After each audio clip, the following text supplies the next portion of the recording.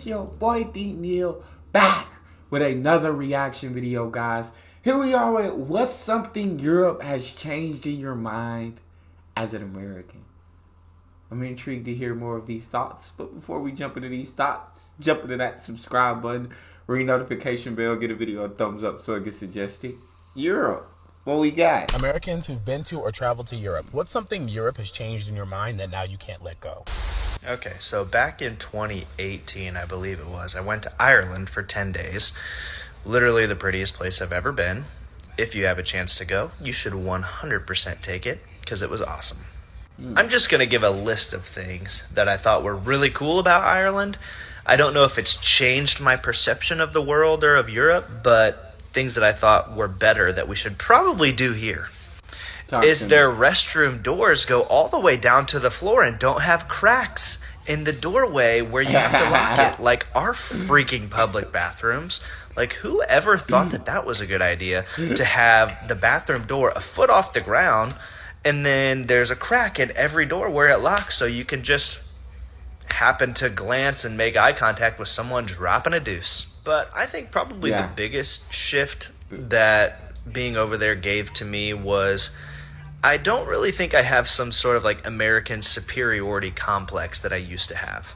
It's not that I don't like the U.S. Like obviously I live here, I love my country, but I just became more interested in other countries around the world, and I no longer have this idea that like unless you're living here, you're not actually free, or your life must be worse than mine because you don't live in the U.S. After having met a lot of people that live in Ireland or live in some of the surrounding countries, that couldn't be further from the truth. Like, I became so obsessed with Ireland in the years following that I legitimately, like, we've looked at moving there before because I'm so obsessed with it. I would say... Yeah, definitely first, who came up with our bathroom ideas? I couldn't tell you. I legit, growing up, I thought it was just like that everywhere. I thought that's how bathroom stalls were done. That's how they were done everywhere. But the fact that in Europe and many other countries, they're actually like, there's no gap in the bottom and the top, and there's no crack in the middle where you can see somebody, like, that makes so much more sense. And what I'm failing to understand is why we didn't start out doing that and why we're still not doing that. It makes no sense to have those gaps. It's dumb. Second thing you mentioned, that American superiority. At first I was like, I never felt superior to any other country. But then when he kind of explained it, I definitely related and understood where he was coming from. Because growing up, over here so much you're taught, America's the greatest, America's the most free, America's the best at this, America's the best at that, we're the greatest country in the world, everybody wants to be in America. And it wasn't until I feel like I started looking at videos, I didn't even have to travel anywhere, I just started looking at videos of other countries and seeing all these stereotypes that America built in my head growing up, and they just started breaking. It was like, wow, Europe's amazing at this. So many other countries are incredible at healthcare. So many other countries are incredibly safe. So many have better quality food. So many have this. So many have that. Like he said, don't get me wrong. I still live here. I still love my country. Don't get it twisted. But yes, I understand now that like there's so many other countries that people absolutely love, that where people absolutely prosper, that these countries do a lot of things better than the U.S. And know what I'm saying? Like that complex that he's talking about, that mindset has just shattered. And it's like, there is no superiority here. Like, no. And I think it was only there because we weren't really taught about other countries growing up. We didn't know much of other countries besides what was told to us. And I feel like they only really sold us, like, they never really told us all the incredible and great things that's happening around the rest of the world. Just kind of the more bad things, or kind of the things that America was better at. And so I completely understand where he's coming from that. And yes, I have been disillusioned that we are the most free, that we are the greatest at everything. Like, no. America's an awesome country. We do a lot of great things, but we got a lot of problems. A lot of problems that other countries have solved. Know what I'm saying? So it's like we can take some notes from other countries in certain things, certain areas. For me, I lived in Italy for a year and a half when I was 11. And I noticed when we visit Barcelona, Spain, they view nudity very differently than Americans. And they don't sexualize it as much as Americans do. And I say that because there was a poster board or something up. My mom made me cover my eyes. And I was just like, why that was the case, where there was just kids younger than that just walking around looking at it. I didn't understand it, but they view nudity and sexuality completely different than America. So that's what I definitely learned from living overseas and traveling overseas. Wow. Yeah, that one is very interesting to me. That one's very interesting. Uh, yes, because anytime we see like any sort of nudity or anything like that, it definitely gets sexualized. 100%. And I'm not saying like everybody here, but most people here, you're gonna sexualize someone that's like nude. Like it's just something that you do. Like it's almost second nature. It seems like. Whereas in other places in the world, it's more of a normal thing. It's not. It's not sexualized because it's such a normal thing like that you're just used to it. I guess in a sense, that's just normal life. Where here it's not normal to see people nude. You feel me? So that's why I feel like it gets sexualized. That one's a very interesting topic for me. That one, yeah. I Our American grocery store is so damn slow. And What you also, mean? why are all the cashiers standing? Right. Right. I don't think the American grocery stores are slow. I do disagree with that one. Especially with self checkouts now. Like lines go pretty quickly. But why are the cashiers standing? I don't understand that one. I've never understood that one. I've never wanted to be a cashier for that reason. To stand in one spot for 8 hours is dumb. Like, and I think Aldi's and there's maybe some other grocery stores that allow you to sit down, which just makes more sense. Like if you want to stand up, you can stand, but if you want to sit down, you can sit. It makes more sense that way. Abroad in Florence, Italy. Oh my God, 10 years ago. This past January, it was 10 years. And the one thing that got me was how manufactured politeness is in the United States.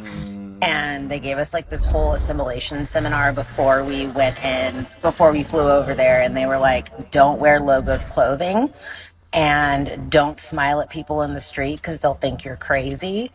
And also, the more that you try to fit in, the less that they'll treat you like shit. And so I went and I bought me some Italian clothes and I assimilated. I had a wonderful time. And I mean, on habit, I definitely smiled at a few people in the streets and got that look of what the is wrong with you. So I Dang. stopped. And I had a friend that just super white girl. She wore Abercrombie sweatshirts and she didn't try to speak the language and they treated her like dog shit. They didn't want to help her. They didn't like, they just treated her like an American. Whereas the group of us, we went in and we tried to speak the language. We butchered it, but they laughed and they helped us. So yeah, I would definitely say the manufactured politeness and just trying to participate in the culture as a sign of respect. On that one, I don't know how I feel about the manufactured politeness because I enjoy when I smile at somebody and they smile back, or know what I'm saying? Somebody, hey, how's everything going? Everything's, or how are you? I'm good. You good? And I'm not saying like you gotta sit there and have a whole polite conversation with somebody, but I'm saying it's like cool to be nice, like to smile at people, to like that's I enjoy that. So I don't know about that point, but the point of trying to fit in, yes. If I go to another country, I am gonna try to learn their language. I am gonna try to learn their culture. I am gonna try to learn about that country as much as possible because if I'm not going to try to fit in that country, why did I even go there? You feel me? If I just want everything to be the same as back home, if I want to stay the same as I was back home, then I should have never left home. So from that aspect, definitely would try to fit in. And yeah, I feel like anytime you travel to another country, you should try to learn the culture. You should try to learn the people. You should try to fit in for sure, for sure. But again, the politeness, I like the politeness. That's just me. Different strokes for different folks. I travel to Europe several times a year, and this fact has stuck out to me like a sore thumb every single time I go. Healthcare. Americans think we have the best healthcare system in the world, but our for-profit healthcare system does nothing but line the pockets of executives while spending twice as much as every other developed country that has universal healthcare. And the results are literally killing us. For example, maternal mortality average in America is 17 deaths per 100,000. In the European Union, it's only 8. Infant mortality in America is 5.6. In the European Union, only 3.2. Life expectancy for men is 79, and for women is 84 in the EU. In America, it's 74 for men and 80 for women. In the United States, there are 550,000 annual medical bankruptcies. In the EU, it's 0. Despite spending the most, America ranks dead last in healthcare among developed countries. The solution is clear. Vote out politicians who take big pharma money and vote in public servants who recognize healthcare as a human right.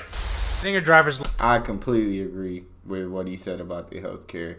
European Union, they do it just a lot better. Like, that's one of the problems where so many other countries in the world do healthcare better than America in terms of affordability. Like, what point is having good healthcare if you can't afford to get that healthcare? Like, you may as well just have crappy healthcare because nobody can afford the good healthcare that you want to provide. So, yeah, I completely agree with. I feel like our healthcare system needs to change, and do I think it's going to? I don't feel like it is, but I wish we were more like other countries when it comes to affordability and healthcare. License in Germany. I think it takes a few years, and I think about $2,000 get your license in Germany. Dang. Germans can correct me on this if I'm wrong. It's a rigorous process. It's not easy, and for good reason. You have the Autobahn, which are sections of the highway where you can go as fast as you want. The speed limit is 300 kilometers an hour on the Autobahn. So with that, can't be a prick on the road. You don't own the road. If you act like you own the road and you're going slow in the left lane and you think the guy going 150 miles an hour behind you should slow down, you're screwed. Big fines, big penalties. I've heard rumors about you could lose your license for doing that if you drive slow in the left lane on the Autobahn. The road maintenance and everything there is just amazing. The way they run their whole driving system. I went 126 on the Autobahn. The person in front of me on the left lane would move about a quarter mile before I would even get close to them.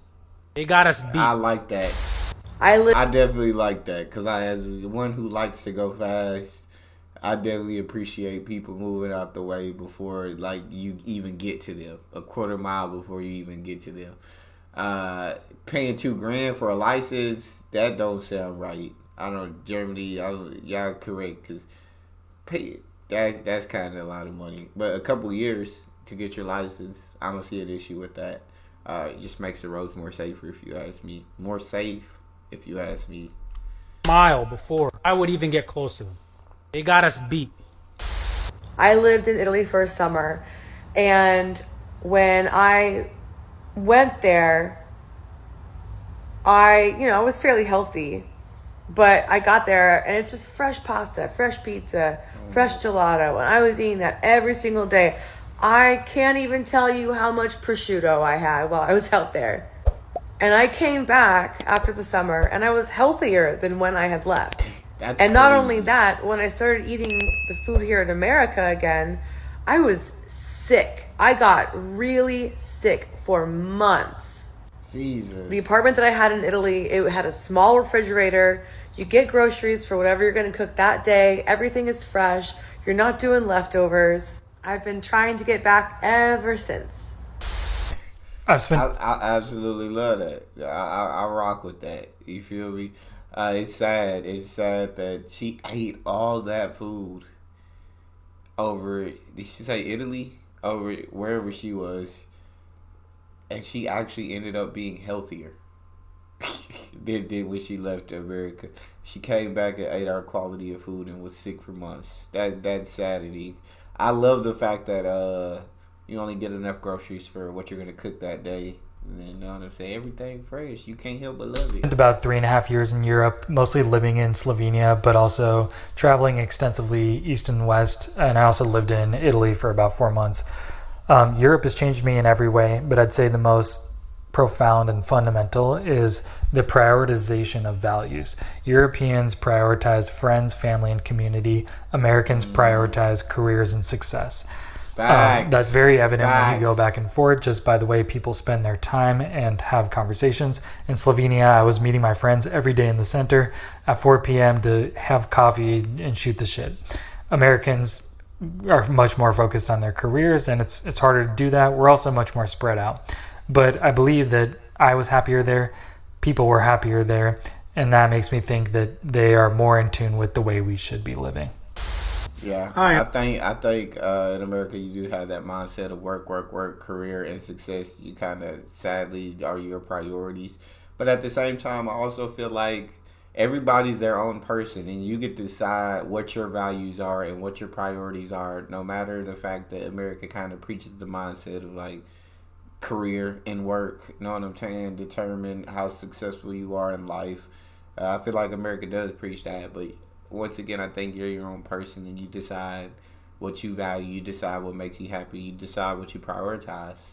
Whether that be work or career, I'm not mad at you. Whether that be friends and family, I'm not mad at you, but that's your choice to make. So, while I feel like in America, it's more natural for people to prioritize career and work. That should be up to you. That should be a personal thing. Y'all know what I'm trying to say. I am nobody. An American who's been living in the Netherlands for 2 years. And frankly, it's all the things that add up to quality of life. Education, transport, healthcare, food, cost of housing, access to infrastructure, art and culture. It's all of those things. Imagine a world where you don't have to own a car, where you can take a bicycle or a bus or a train anywhere you want to go and it's affordable. That's nice. That your healthcare doesn't bankrupt you and is available to you, and you can get same-day appointments. It's nice. Freedom from paperwork. My taxes take me less than a day to get done. It's green spaces in my neighborhood. I feel like taxes. I guess I've never been rich enough, I guess, to fill out extensive paperwork for taxes, but taxes have never took me more than an hour. Like, taxes are pretty. I mean, once you get one of the tax apps or you go to somebody, you're good. But yeah, like I said, I've always been in a lower income bracket, so it's really easy for me. With art that allow me to really enjoy my life. It's worker conditions that allow me to have nights and weekends to myself, as well as my 24 days of statutory vacation. Ooh. It's pretty awesome, and I can't imagine life without it. Yeah, everything besides the taxes sound absolutely amazing, and it sounds like he's found. You know what I'm saying? He's found a much better experience over in Europe. I'll go first. I don't know about y'all, but I've had the chance to spend 2 weeks in Finland over the last couple years, and it's changed a lot about my perspective. But currently what I'm battling is that I just had to leave 2 supermarkets because our meat is disgusting. In Helsinki, all the salmon was so rich. I mean, granted, the harbor is right there, but literally the salmon was almost like grapefruit colored. Our sickly, nasty orange salmon. And it's like I don't even relate to chicken here anymore. The chicken wings in Finland are so little and crispy and light. The chicken wings here, the fat layer is just so thick. There's fat inside on the bone. Like Finland literally would never. Even our beef looks gray. Our meat quality has to be making us sick because there's no way. These animals are sick and they're still feeding them to us. They cannot continue eating corn. We don't digest corn, neither do they. And even if they're like pasture raised, what about the pesticides in the pasture? This country is 6 degrees of fucked up. Finland, me please. I spent 3 months traveling around Europe, mostly through Germany, the Netherlands, France. I took 1 Uber. Oh, wow. 2 Ubers the whole time I was there. Most of it, I was on public transport or trains, and it was so easy to navigate the country. I don't speak Dutch. I do speak a little German. I don't speak any French. And I was able to navigate all of it. I live in Dallas, and if I did not have a car, I'd be stuck. Facts. Because the public transportation here in this city, but mostly across the Right. country is garbage. Agreed. It's upsetting. It's truly upsetting. I do completely agree. I feel like America was a nation made for cars, and if you don't have a car, you are stuck. I completely agree with what she was saying. And that is upsetting. And the guy before talking about the meat quality, like, that's sad, bro. Like, that our meat quality is that bad. I do want to be able to travel to other countries and make that comparison myself. Like, I want to go to Europe. I want to go to Australia. Know what I'm saying? I want to go to these other places and get to enjoy them. And I know Europe's a continent, so don't come at me when I say other countries. I know countries in Europe is what I meant. That's all we got. You guys got a favorite video suggestion? You can subscribe to Patreon or drop it in the comment section. It's your boy Neal out. And I knew Australia is a country and a continent. So y'all got what I was trying to say.